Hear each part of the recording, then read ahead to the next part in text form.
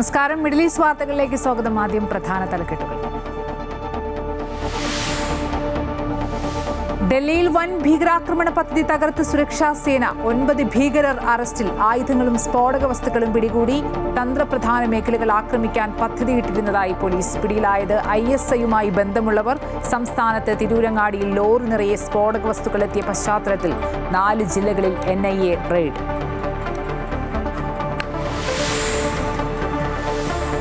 മാസപ്പടി കേസിൽ അന്വേഷണം തടയണമെന്ന CMRL ഹർജിയെ ശക്തമായി നേരിടാൻ ED. തെളിവുകൾ മുദ്രവെച്ച കവറിൽ കോടതിയിൽ ഹാജരാക്കും. മാസപ്പടിയായി ലഭിച്ച പണം വിദേശ അക്കൗണ്ടുകളിലേക്ക് കൈമാറിയെന്ന് ഷോൺ ജോർജ്. EDക്ക് കത്ത് നൽകി. ED ഉദ്യോഗസ്ഥരെ ആക്രമിച്ച കേസിൽ ആദ്യം പിടിയിലായ 5 പ്രതികളുടെ ജാമ്യാപേക്ഷ തള്ളി. കേസ് ഗൗരവമുള്ളതെന്ന് തിരുവനന്തപുരം ജുഡീഷ്യൽ 1ാം ക്ലാസ് മജിസ്ട്രേറ്റ് കോടതി. ഇന്ന് 6 പേർ കൂടി അറസ്റ്റിൽ. ആലപ്പുഴയിൽ യൂത്ത് കോൺഗ്രസ് പ്രവർത്തകരെ മർദ്ദിച്ച കേസിൽ സുരക്ഷാ ഉദ്യോഗസ്ഥർക്കെതിരെ വധശ്രമക്കുറ്റം. പുതിയ വകുപ്പുകൾ ചേർത്ത റിപ്പോർട്ട് മജിസ്ട്രേറ്റ് കോടതിയിൽ സമർപ്പിച്ച SIT. SI റാങ്ക് ലിസ്റ്റിൽ നിന്ന് അതിവേഗ നിയമനത്തിന് ഉത്തരവ് നൽകി ആഭ്യന്തരമന്ത്രി രമേശ് ചെന്നിത്തല. നടപടി ജൂൺ 9 പട്ടികയുടെ കാലാവധി അവസാനിക്കാനിരിക്കെ.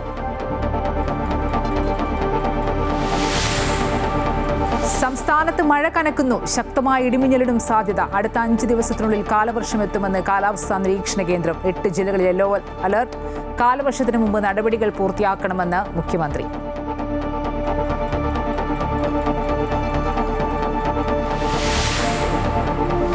UAEയിൽ വേതന സംരക്ഷണ സംവിധാനം കൂടുതൽ കർശനമാക്കുന്ന പുതിയ നിയമം ജൂൺ 1 മുതൽ പ്രാബല്യത്തിൽ.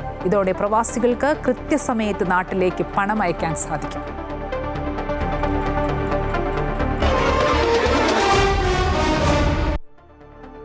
വിശദമായി നോക്കാം. ഡൽഹിയിൽ വൻ ഭീകരാക്രമണ പദ്ധതി തകർത്ത് സുരക്ഷാ സേന. ആണവ കേന്ദ്രങ്ങളടക്കം രാജ്യത്തെ തന്ത്രപ്രധാന മേഖലകൾ ആക്രമിക്കാൻ ആസൂത്രണം ചെയ്ത 9 ഭീകരരെ ഡൽഹി പോലീസ് പിടികൂടി.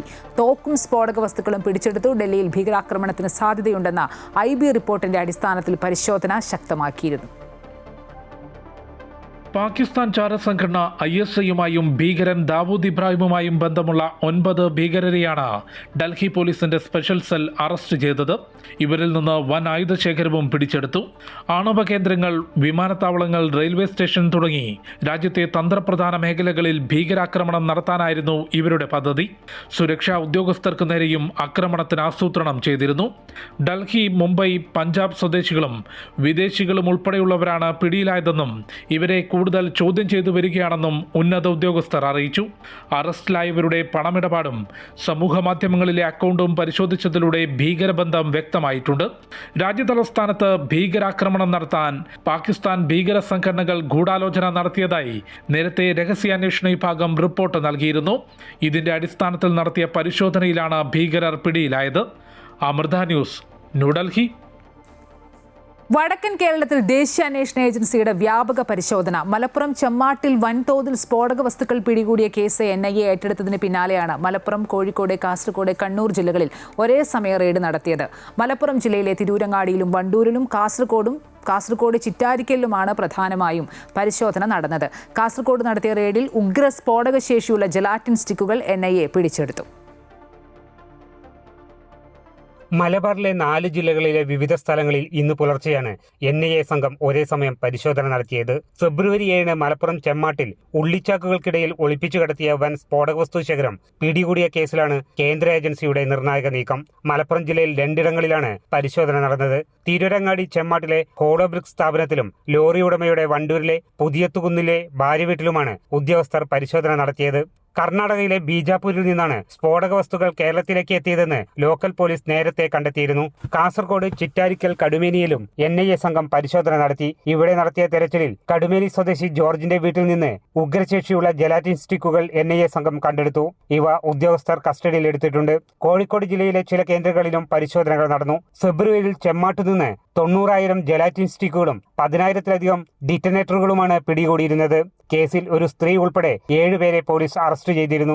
അനധികൃത കോറി ആവശ്യങ്ങൾക്കാണ് ഇവ കൊണ്ടുവന്നതെന്നാണ് പ്രാഥമിക നിഗമനമെങ്കിലും ഇത്രയും ഭീമമായ അളവിൽ സ്ഫോടക വസ്തുക്കൾ അതിർത്തി കടന്ന് എത്തിയതിനു പിന്നിൽ അട്ടിമറി നീക്കങ്ങളോ സംഘടിത കുറ്റകൃത്യങ്ങളോ ഉണ്ടോ എന്നാണ് ദേശീയ അന്വേഷണ ഏജൻസി പരിശോധിക്കുന്നത്. പിടിച്ചെടുത്ത ഡിജിറ്റൽ രേഖകളും ഫോണുകളും വരും ദിവസങ്ങളിൽ കൂടുതൽ ശാസ്ത്രീയ പരിശോധനയ്ക്ക് വിധേയമാക്കും. അമൃത ന്യൂസ്, മലപ്പുറം. CMRL എക്സാലോജിക് മാസപ്പടി ഇടപാടിൽ തുടർ നടപടികൾ ഇനി എന്ത്? കഴിഞ്ഞ ദിവസം സംസ്ഥാനത്ത് 12 ഇടങ്ങളിൽ പരിശോധന നടന്നു. നിർണായക വിവരങ്ങൾ ലഭിച്ചെന്നാണ് ED വ്യക്തമാക്കുന്നത്. ED രണ്ടാം ഘട്ടത്തിലേക്ക് കടക്കുന്നുവെന്നാണ് സൂചന. മാസപ്പടി കേസിൽ അന്വേഷണം തടയണമെന്ന് ആവശ്യപ്പെട്ടുള്ള CMRL ഹർജിയെ ശക്തമായി നേരിടാൻ ED തെളിവുകൾ മുദ്രവെച്ച കവറിൽ കോടതിയിൽ ഹാജരാക്കും. കേസ് പരിഗണിക്കുമ്പോൾ EDക്ക് വേണ്ടി അഡീഷണൽ സോളിസിറ്റർ ജനറൽ ഹാജരാകും. അതേസമയം സുപ്രീം കോടതിയിലെ മുതിർന്ന അഭിഭാഷകരെ എത്തിക്കാനാണ് CMRL നീക്കം. CMRL നൽകിയ ഹർജി കോടതി പരിഗണിക്കുമ്പോൾ ശക്തമായി നേരിടാനാണ് EDയുടെ നീക്കം. ഇതിനായുള്ള മുന്നൊരുക്കങ്ങൾ ED ആരംഭിച്ചു. റെയ്ഡിനിടെ പിടിച്ചെടുത്ത ഡിജിറ്റൽ തെളിവുകളുടെ അടക്കം പരിശോധന ഉടൻ പൂർത്തിയാക്കാനും ED ശ്രമിക്കുന്നുണ്ട്. CMRL എക്സാലോജിക് സാമ്പത്തിക ഇടപാടിൽ മരവിപ്പിച്ച വീണയുടെ ലോക്കർ തുറന്നു പരിശോധിക്കാനും ED ഒരുങ്ങുകയാണ്. HDFC ബാങ്കിലെ ലോക്കറാണ് പരിശോധിക്കുക. പരിശോധനകൾക്ക് ശേഷം വീണയെ ചോദ്യം ചെയ്യുന്നതിനായി ഉടൻ സമൻസ് അയക്കും. ED അന്വേഷണം തടയണമെന്നാവശ്യപ്പെട്ട് CMRL നൽകിയ അപ്പീൽ തിങ്കളാഴ്ച പരിഗണിക്കും. അപ്പീലിൽ അന്തിമ വിധി വരും വരെ തുടർ നടപടികൾ വിലക്കണമെന്നാണ് ആവശ്യം. അന്തിമ ഉത്തരവുണ്ടാവുന്നതുവരെ പരിശോധന, ചോദ്യം ചെയ്യലടക്കമുള്ള നടപടികൾ നിർത്തിവെക്കണമെന്നും ഇതിനായി ഇടക്കാല ഉത്തരവ് പുറപ്പെടുവിക്കണമെന്നും അപ്പീലിൽ ആവശ്യപ്പെടുന്നുണ്ട്. സുപ്രീം കോടതിയിലെ മുതിർന്ന അഭിഭാഷകരെ രംഗത്തിറക്കി ED അന്വേഷണത്തെ തടയാനാണ് CMRL നീക്കം. അമൃത ന്യൂസ്, കൊച്ചി. റെയ്ഡിനെത്തിയ ED ഉദ്യോഗസ്ഥരെ ആക്രമിച്ച കേസിൽ CPM പ്രവർത്തകരുടെ ജാമ്യാപേക്ഷ തള്ളി കോടതി. 5 CPM പ്രവർത്തകരുടെ ജാമ്യാപേക്ഷയാണ് തിരുവനന്തപുരം മജിസ്ട്രേറ്റ് കോടതി തള്ളിയത്. കേസ് അപൂർവമായ സംഭവമാണെന്നാണ് കോടതിയുടെ വിലയിരുത്തൽ. എക്സാലോജിക് കേസിൽ വീണ വിജയന്റെ വീട്ടിൽ റെയ്ഡ് നടത്തിയ ED ഉദ്യോഗസ്ഥരെ CPM പ്രവർത്തകർ ആക്രമിച്ച കേസിലാണ് 5 പേരുടെ ജാമ്യാപേക്ഷ കോടതി തള്ളിയത്. കേസ് പരിഗണിച്ച തിരുവനന്തപുരം മജിസ്ട്രേറ്റ് കോടതിയാണ് കേസ് അപൂർവമായ സംഭവമാണെന്നും പ്രതികൾ ചെയ്ത കാര്യങ്ങൾ ജനങ്ങൾ മാധ്യമങ്ങളിലൂടെ കണ്ടതാണെന്നും പറഞ്ഞത്. യാദൃശ്ചികമായി ഉണ്ടായ സംഭവമല്ല ഇതെന്നും ഭരണകൂടത്തിനെതിരായ ആക്രമണമാണെന്നും വിലയിരുത്തിയാണ് കോടതി ജാമ്യാപേക്ഷ തള്ളിയത്. ഉദ്യോഗസ്ഥർക്കുണ്ടായ മാനസിക സംഘർഷം പരിശോധിക്കണം. പ്രകോപനമില്ലാതെയാണ് ആക്രമണം നടന്നത്. കരുതിക്കൂട്ടിയുള്ള ആക്രമണമാണ് നടന്നതെന്നും കോടതി വിലയിരുത്തി. കേസിലെ 1 മുതൽ 5 വരെ പ്രതികളായ നിതിൻ രാജ്, മനോജ്, ജീവൻ, ശ്രീജിത്ത്, ഷഹീൻ എന്നിവരുടെ ജാമ്യാപേക്ഷയാണ് കോടതി തള്ളിയത്. വധശ്രമം, കൃത്യനിർവഹണം തടസ്സപ്പെടുത്തൽ എന്നിവ കൂടാതെ പൊതുമുതൽ നശിപ്പിച്ചതിനെതിരായ വകുപ്പുമാണ് ഇവർക്കെതിരെ ചുമത്തിയിട്ടുള്ളത്.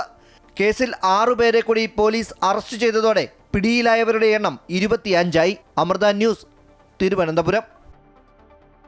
മുൻ മുഖ്യമന്ത്രിയുടെ ഗൺമാൻമാർ യൂത്ത് കോൺഗ്രസ് പ്രവർത്തകരെ ആക്രമിച്ച സംഭവത്തിൽ ജാമ്യമില്ലാ വകുപ്പ് ചുമത്തി അന്വേഷണ സംഘം. ഇതോടെ ആദ്യം സമർപ്പിച്ച മുൻകൂർ ജാമ്യാപേക്ഷ പിൻവലിച്ചിരിക്കുകയാണ്. കേസിലെ 1, 2 പ്രതികളായ അനിൽകുമാറും സന്ദീപും 2023 ഡിസംബർ 15 നവകേരള യാത്ര ആലപ്പുഴയിൽ എത്തിയപ്പോഴാണ് അന്ന് മുഖ്യമന്ത്രിയായിരുന്ന പിണറായി വിജയന്റെ ഗൺമാൻമാരായിരുന്ന അനിൽ കല്ലിയൂരും സുരക്ഷാ ഉദ്യോഗസ്ഥരും KSU യൂത്ത് കോൺഗ്രസ് പ്രവർത്തകരെ മർദ്ദിച്ചത്.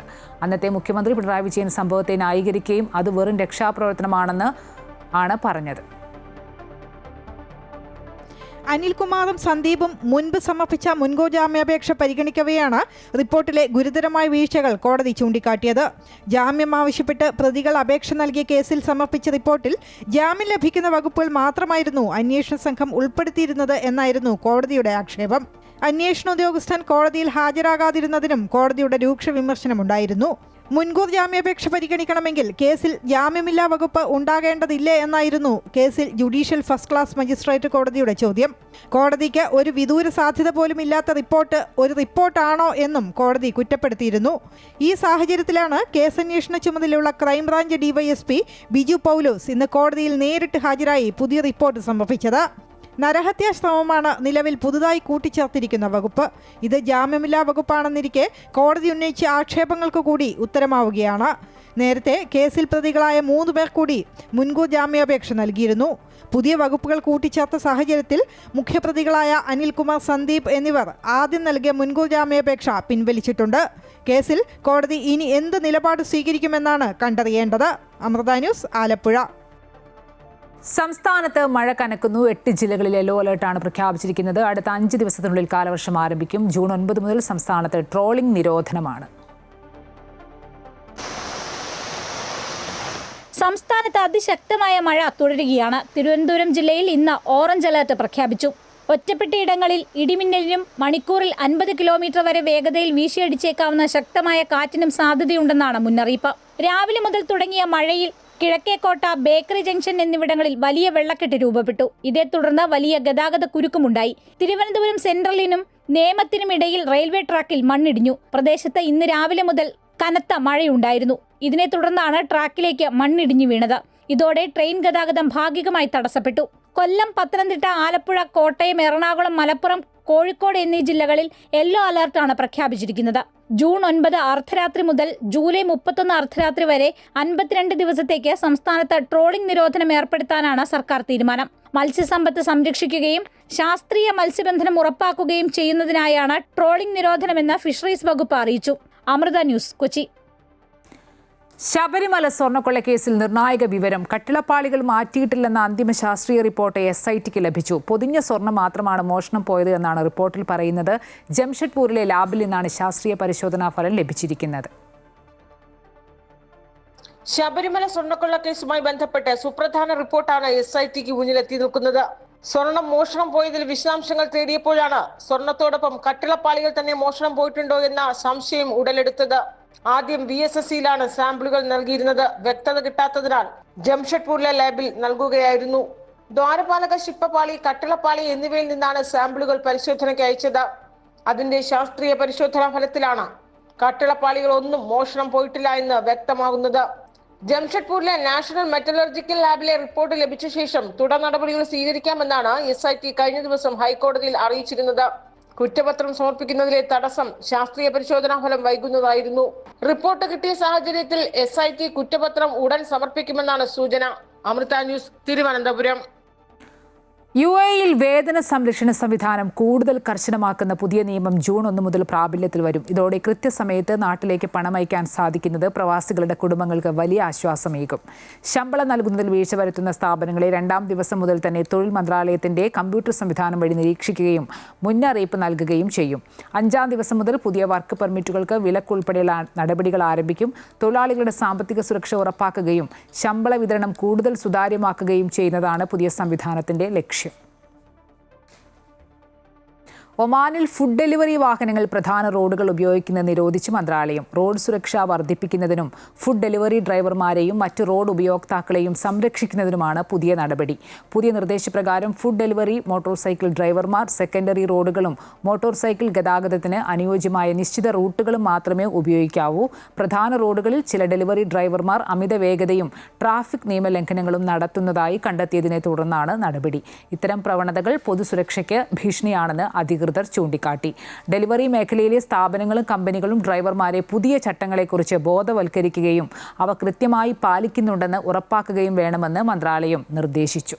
ഒമാന്റെ സമുദ്രാതിർത്തിക്ക് സമീപമുള്ള ഹോർമൂസ് കടലിടുക്കിൽ മൈൻ കണ്ടെന്ന സൂചനയെ തുടർന്ന് അധികൃതർ ജാഗ്രതാ നിർദ്ദേശം പുറപ്പെടുവിച്ചു. ഒമാൻ മാരിടൈം സെക്യൂരിറ്റി സെന്ററാണ് മുന്നറിയിപ്പ് നൽകിയത്. പ്രദേശത്ത് സഞ്ചരിക്കുന്ന നാവികരും മത്സ്യത്തൊഴിലാളികളും വാണിജ്യ കപ്പലുകളും അതീവ ജാഗ്രത പാലിക്കണമെന്ന് അധികൃതർ ആവശ്യപ്പെട്ടിട്ടുണ്ട്. സംശയാസ്പദമായ വസ്തുക്കളോ സമുദ്രത്തിലെ അസാധാരണ നീക്കങ്ങളോ ശ്രദ്ധയിൽപ്പെട്ടാൽ ഉടൻ ബന്ധപ്പെട്ട അധികാരികളെ അറിയിക്കണമെന്നും നിർദ്ദേശമുണ്ട്. ഹോർമൂസ് കടലിടുക്ക് ലോകത്തിലെ ഏറ്റവും പ്രധാനപ്പെട്ട സമുദ്ര വ്യാപാര പാതകളിലൊന്നായതിനാൽ സുരക്ഷാ ഏജൻസികൾ സ്ഥിതിഗതികൾ സൂക്ഷ്മമായി നിരീക്ഷിച്ചു വരികയാണ്. എബോള വൈറസ് ബാധയുടെ പശ്ചാത്തലത്തിൽ 3 ആഫ്രിക്കൻ രാജ്യങ്ങളിലേക്കുള്ള യാത്ര ഒഴിവാക്കാൻ UAE വിദേശകാര്യ മന്ത്രാലയം പൗരന്മാർക്ക് നിർദ്ദേശം നൽകി. Uganda, democratic republic of Congo, ദക്ഷിണ സുഡാൻ എന്നീ രാജ്യങ്ങളിലേക്കുള്ള യാത്രകൾ താൽക്കാലികമായി ഒഴിവാക്കണമെന്നാണ് അറിയിപ്പ്. നിലവിൽ ഈ രാജ്യങ്ങളിൽ കഴിയുന്ന UAE പൗരന്മാർ അതീവ ജാഗ്രത പാലിക്കണമെന്നും പ്രാദേശിക ആരോഗ്യ സുരക്ഷാ അധികൃതർ പുറപ്പെടുവിക്കുന്ന നിർദ്ദേശങ്ങൾ കർശനമായി പിന്തുടരണമെന്നും മന്ത്രാലയം ആവശ്യപ്പെട്ടു. രോഗലക്ഷണങ്ങൾ അനുഭവപ്പെടുന്ന സാഹചര്യത്തിൽ ഉടൻ വൈദ്യസഹായം തേടണമെന്നും നിർദ്ദേശമുണ്ട്. പൗരന്മാരുടെ സുരക്ഷ ഉറപ്പാക്കുന്നതിനും രോഗവ്യാപന സാധ്യത കുറയ്ക്കുന്നതിനുമായാണ് യാത്രാ നിർദ്ദേശം പുറപ്പെടുവിച്ചതെന്ന് മന്ത്രാലയം വ്യക്തമാക്കി. കുവൈറ്റിലേക്ക് വൻതോതിൽ മാരക ലഹരി മരുന്ന് കടത്താൻ ശ്രമിച്ച ഒരു അറബ് രാജ്യത്ത് നിന്നുള്ള 2 വിദേശികളെ സുരക്ഷാ ഉദ്യോഗസ്ഥർ അറസ്റ്റ് ചെയ്തു. 12 കിലോഗ്രാം ഷാബു എന്ന ലഹരി മരുന്നാണ് പിടിച്ചെടുത്തത്. ഇത് സംബന്ധിച്ച് സുരക്ഷാ വിഭാഗത്തിന് നേരത്തെ രഹസ്യവിവരം ലഭിച്ചിരുന്നു. ഇതിന്റെ അടിസ്ഥാനത്തിൽ അന്വേഷണവും നിരീക്ഷണവും ശക്തമാക്കിയ ലഹരി വിരുദ്ധ വിഭാഗം പ്രതികളുടെ നീക്കങ്ങൾ കൃത്യമായി നിരീക്ഷിച്ച് വരികയാണ്. വലിയ ട്രക്കുകളിലും മണ്ണുമാന്തി യന്ത്രങ്ങളിലും ഉപയോഗിക്കുന്ന ഭാരമേറിയ ഹൈഡ്രോളിക് സിലിണ്ടറുകൾക്കുള്ളിലാണ് അതീവ പ്രൊഫഷണൽ രീതിയിൽ ലഹരി മരുന്ന് ഒളിപ്പിച്ചിട്ടുള്ളത്. അതിർത്തികളിലെ പരിശോധനകളിൽ സുരക്ഷാ ഉദ്യോഗസ്ഥരുടെ കണ്ണ് വെട്ടിക്കാനും സ്കാനിംഗ് സംവിധാനങ്ങളെ പ്രതിരോധിക്കാനുമാണ് പ്രതികൾ ഈ കൗശലം പ്രയോഗിച്ചതെന്ന് അധികൃതർ വ്യക്തമാക്കി. പിടിച്ചെടുത്ത ലഹരി മരുന്നും അറസ്റ്റിലായ പ്രതികളെയും തുടർ നിയമ നടപടികൾക്കായി ബന്ധപ്പെട്ട പ്രോസിക്യൂഷൻ വിഭാഗത്തിന് കൈമാറിയിട്ടുണ്ട്.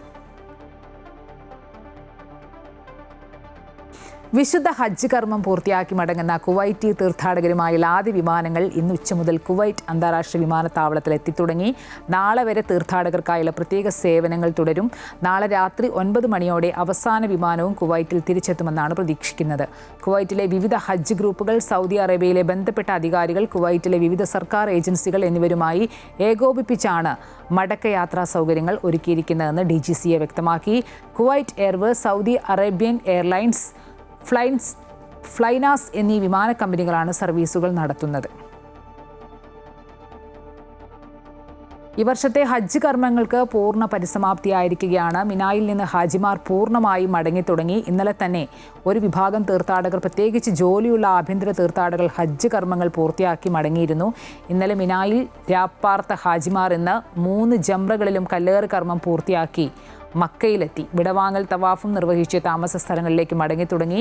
ഇതോടെ ഹജ്ജിന്റെ എല്ലാ കർമ്മങ്ങളും പൂർത്തിയാക്കിയ വിദേശ തീർത്ഥാടകരുടെ നാട്ടിലേക്കുള്ള മടക്കയാത്രയ്ക്ക് ഔപചാരികമായ തുടക്കമായി. ഈജിപ്തിൽ നിന്നുള്ള സ്വകാര്യ ടൂറിസം കമ്പനികൾക്ക് കീഴിലെത്തിയ ഹാജിമാർ ഉൾപ്പെടുന്ന ആദ്യ തീർത്ഥാടക സംഘം ജിദ്ദ കിങ് അബ്ദുൽ അസീസ് അന്താരാഷ്ട്ര വിമാനത്താവളം വഴി സ്വദേശങ്ങളിലേക്ക് പുറപ്പെട്ടു തുടങ്ങി. തീർത്ഥാടകരുടെ യാത്രാ നടപടികൾ തികച്ചും സുഗമവും വേഗത്തിലുമാക്കാൻ സൗദി അറേബ്യയിലെ എല്ലാ കര, വ്യോമ, കടൽ പ്രവേശന കവാടങ്ങളും പൂർണ്ണ സജ്ജമാണെന്ന് ജനറൽ ഡയറക്ടറേറ്റ് ഓഫ് പാസ്പോർട്ട് അറിയിച്ചു.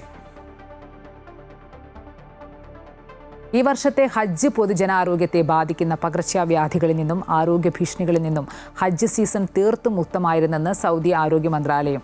ഉയർന്ന തലത്തിലുള്ള നിരീക്ഷണം, തയ്യാറെടുപ്പ്, സന്നദ്ധത എന്നിവ ആവശ്യമായി വന്ന ആഗോളതലത്തിൽ പകർച്ചവ്യാധി വെല്ലുവിളികളും അന്താരാഷ്ട്ര ആരോഗ്യ സംഭവ വികാസങ്ങളും ഉണ്ടായിരുന്നിട്ടും തീർത്ഥാടകരുടെ മൊത്തത്തിലുള്ള ആരോഗ്യം ഹജ്ജ് സീസണിലുടനീളം ആശ്വാസകരമാണ്. ആഗോളതലത്തിൽ ആരോഗ്യ വെല്ലുവിളികൾക്കിടയിലും ഈ ഹജ്ജ് സീസണിൽ പകർച്ചവ്യാധികളുടെയും ആരോഗ്യ ഭീഷണികളുടെയും അഭാവം തിരുഗേഹങ്ങളുടെ സേവകൻ സൽമാൻ രാജാവിൻ്റെയും കിരീടാവകാശി മുഹമ്മദ് ബിൻ സൽമാൻ രാജകുമാരൻ്റെയും നേതൃത്വത്തിൽ രാജ്യം തീർത്ഥാടകരുടെ ആരോഗ്യത്തിനും സുരക്ഷയ്ക്കും നൽകുന്ന കരുതലിനെ പ്രതിഫലിപ്പിക്കുന്നതായി ആരോഗ്യമന്ത്രി ഫഹദ് അൽ ജലാജിൽ പറഞ്ഞു. കുവൈറ്റിലെ അൽസൂർ ബീച്ചിൽ കടലിൽ നീന്തുന്നതിനിടെ 11 വയസ്സുകാരിക്ക് സ്രാവിൻ്റെ ആക്രമണത്തിൽ പരിക്കേറ്റതായി റിപ്പോർട്ട്. കുടുംബത്തോടൊപ്പം കടലിൽ സമയം ചെലവഴിക്കുകയായിരുന്ന കുട്ടിയെ ചെറിയ ഇനത്തിൽപ്പെട്ട റീഫ് സ്രാവ് ആക്രമിച്ചതായാണ് ദൃക്സാക്ഷികൾ പറയുന്നത്. ആക്രമണത്തിൽ കുട്ടിക്ക് പരിക്കേറ്റെങ്കിലും ഗുരുതര അപകടത്തിൽ നിന്ന് രക്ഷപ്പെടാൻ കഴിഞ്ഞതായി റിപ്പോർട്ടുകൾ സൂചിപ്പിക്കുന്നു.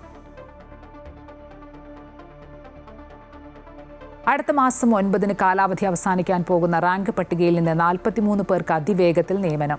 സബ് ഇൻസ്പെക്ടർ റാങ്ക് പട്ടികയിൽ നിന്നാണ് 43 പേർക്ക് നിയമനം നൽകാൻ ആഭ്യന്തരമന്ത്രി ഉത്തരവിട്ടത്. ഉദ്യോഗാർത്ഥികളുടെ പരാതിയുടെ അടിസ്ഥാനത്തിലാണ് ആഭ്യന്തരമന്ത്രിയുടെ ഇടപെടൽ ഉണ്ടായത്. കാലാവധി തീരാൻ ദിവസങ്ങൾ മാത്രം ബാക്കിയുള്ളപ്പോഴാണ് റാങ്ക് പട്ടികയിലുള്ള 43 ഉദ്യോഗാർത്ഥികളുടെ രക്ഷകനായി ആഭ്യന്തരമന്ത്രി എത്തുന്നത്. 2025 ജൂൺ 9-നാണ് PSC നടത്തിയ സബ് ഇൻസ്പെക്ടർ പരീക്ഷയുടെ റാങ്ക് പട്ടിക പ്രസിദ്ധീകരിച്ചിരുന്നത്. ഇതിന്റെ കാലാവധി അടുത്ത മാസം 9-ന് അവസാനിക്കും. PSC റാങ്ക് പട്ടികകളുടെ കാലാവധി സർക്കാർ നീട്ടിയെങ്കിലും ആ ഉത്തരവ് ഇവർക്ക് ബാധകമല്ലാതെ വന്നിരുന്നു. ഇതോടെ ഉദ്യോഗാർത്ഥികളുടെ ജോലി നഷ്ടപ്പെടുമെന്ന സ്ഥിതി വന്നു. തുടർന്ന് ഉദ്യോഗാർത്ഥികൾ ആഭ്യന്തരമന്ത്രിയെ സമീപിച്ച് തങ്ങളുടെ അവസ്ഥ പങ്കുവച്ചു. ഇവരുടെ പരാതിയുടെ അടിസ്ഥാനത്തിലാണ് മന്ത്രിയുടെ അടിയന്തര ഇടപെടൽ ഉണ്ടായത്. ഉദ്യോഗാർത്ഥികൾക്ക് ജോലി നഷ്ടപ്പെടുന്ന സാഹചര്യം ഉണ്ടാകരുതെന്ന് ആഭ്യന്തര വകുപ്പിന് രമേശ് ചെന്നിത്തല നിർദ്ദേശം നൽകി. അങ്ങനെ 43 പേർക്ക് അതിവേഗത്തിൽ നിയമനം നൽകാൻ അഡീഷണൽ ചീഫ് സെക്രട്ടറിക്ക് നിർദ്ദേശം ലഭിച്ചു. അമൃത ന്യൂസ്, തിരുവനന്തപുരം.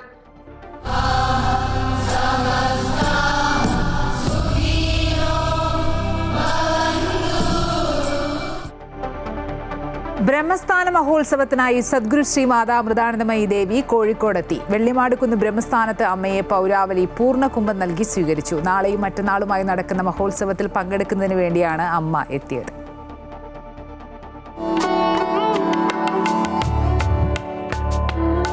നീണ്ട 6 വർഷത്തെ കാത്തിരിപ്പിനൊടുവിൽ കോഴിക്കോട്ടെ മക്കളുടെ അരികിലേക്കെത്തിയ അമ്മയെ ഒരു നോക്ക് കാണാനായി നിരവധി പേരാണ് മണിക്കൂറുകളോളം കാത്തുനിന്നത്. മന്ത്രധ്വനികളും വാദ്യഘോഷങ്ങളും മുഴങ്ങിയ അന്തരീക്ഷത്തിലെത്തിയ അമ്മയെ മാതാ അമൃതാനന്ദമയി മഠം കോഴിക്കോട് മഠാധിപതി സ്വാമി വിവേകാമൃതാനന്ദപുരിയുടെ നേതൃത്വത്തിൽ പൂർണ്ണ കുംഭം നൽകിയാണ് മക്കൾ സ്വീകരിച്ചത്. 2 ദിവസങ്ങളിലായി നടക്കുന്ന വെള്ളിമാടുകുന്ന് ബ്രഹ്മസ്ഥാന മഹോത്സവത്തിൽ അമ്മ മുഖ്യ കാർമ്മികത്വം വഹിക്കും. ഇനിയുള്ള 2 ദിവസം നഗരത്തിന് അമൃതോത്സവത്തിന്റെ നാളുകളാണ്.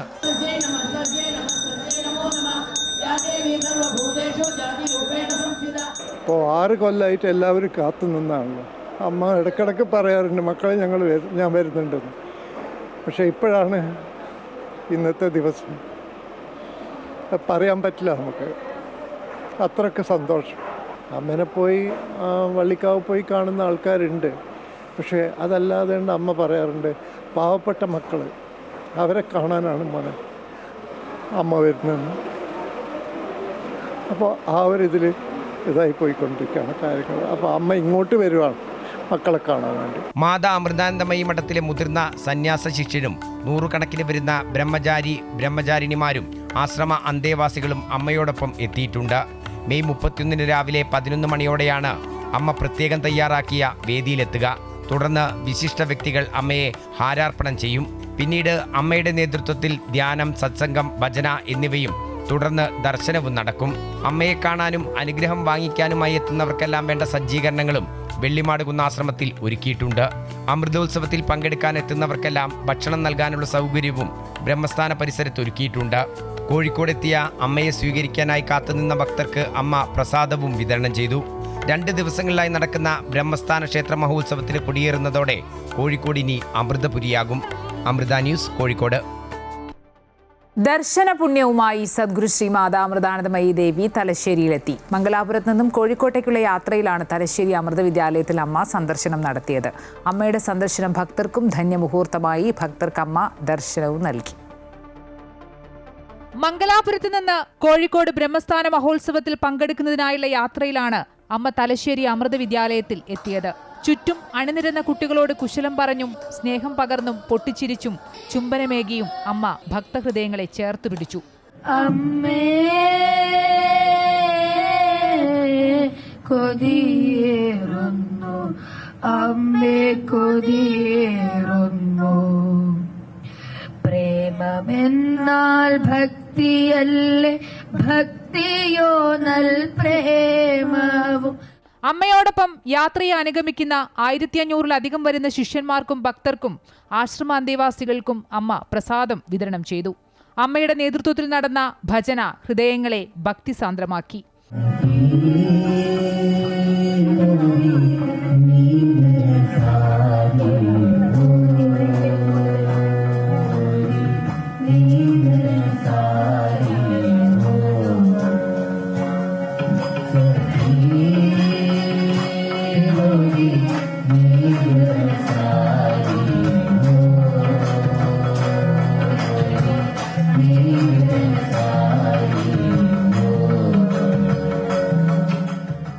അമ്മ എത്തിയതറിഞ്ഞ് ഒട്ടേറെ ഭക്തരാണ് അമൃത വിദ്യാലയത്തിലേക്ക് എത്തിയത്. അമ്മയെ കാണാനെത്തിയവർക്ക് സ്നേഹാനുഗ്രഹങ്ങൾ പകർന്നു നൽകി. അമ്മയുടെ സന്ദർശനം ഭക്തർക്കും ധന്യമുഹൂർത്തമായി. അമൃത ന്യൂസ്, കണ്ണൂർ. ബ്രഹ്മസ്ഥാന മഹോത്സവത്തിനായി കോഴിക്കോടെത്തിയ ലോകാരാധ്യയായ അമ്മയെ സ്വാഗതം ചെയ്യുന്നുവെന്ന് കൈതപ്രം ദാമോദരൻ നമ്പൂതിരി. അമ്മയുടെ ദർശനത്തിനായി പതിവ് പോലെ ഇത്തവണയും ബ്രഹ്മസ്ഥാനത്തെത്തുമെന്ന് അദ്ദേഹം പറഞ്ഞു. ലോകാരാധ്യയായ അമ്മ അമൃതാനന്ദമയി ദേവി കോഴിക്കോട് ബ്രഹ്മസ്ഥാനത്തേക്ക് 6 വർഷത്തിന് ശേഷമാണ് എത്തുന്നത്. അമ്മ വരുമ്പോഴൊക്കെ ഞാൻ പോകാറുണ്ട് അവിടെ.